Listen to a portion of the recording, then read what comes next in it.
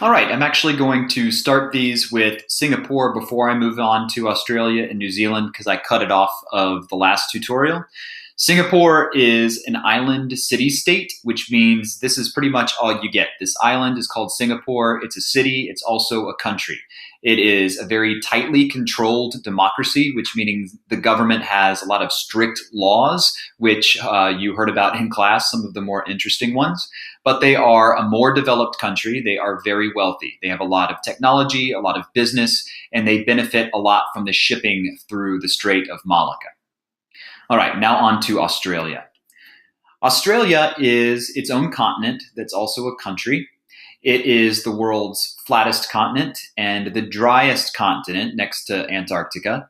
And it is also the world's smallest continent. The population of Australia is going to be clustered more to the southeast coast. This is where the major cities that you've heard of are. And the interior of the country is going to be known as the Outback. And so it's a big, huge, vast, arid desert that takes up the majority of Australia's land area. That's why the cities are all located on the coast, but most of the people are clustered on that southeast coast. The indigenous people of Australia are called Aborigines. These were the natives that were already there before the British showed up. Australia was colonized as a place to send British prisoners. So the term for that is penal colony.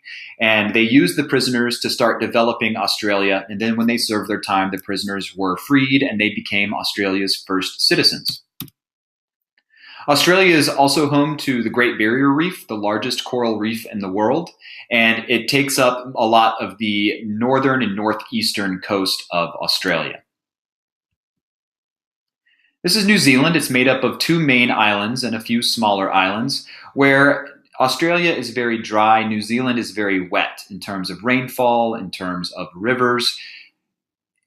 New Zealand is also on the Ring of Fire, so volcanoes are going to be happening, earthquakes are going to be happening. And New Zealand is going to be a lot more agricultural than Australia. Australia, it's known for its mining from all of the natural resources that are in the outback. And New Zealand is known for a lot of its agricultural products like butter and wool and dairy. This is a picture of New Zealand just to help you picture how mountainous it is, how green it is. There's a river going through there. So although there are some similarities between Australia and New Zealand, they were both British colonies. They're both more developed countries. They're both democracies with market economies. They are very different physically, mostly, and a little bit economically as well in terms of their exports. The last thing to mention is Antarctica. If you are in Antarctica, you are a scientific researcher or you are a penguin. The only thing that Antarctica is used for these days is scientific research. It's not a country. Nobody owns it. It is used for scientific research only. That brings to a conclusion these tutorials. See ya. Good luck on the test.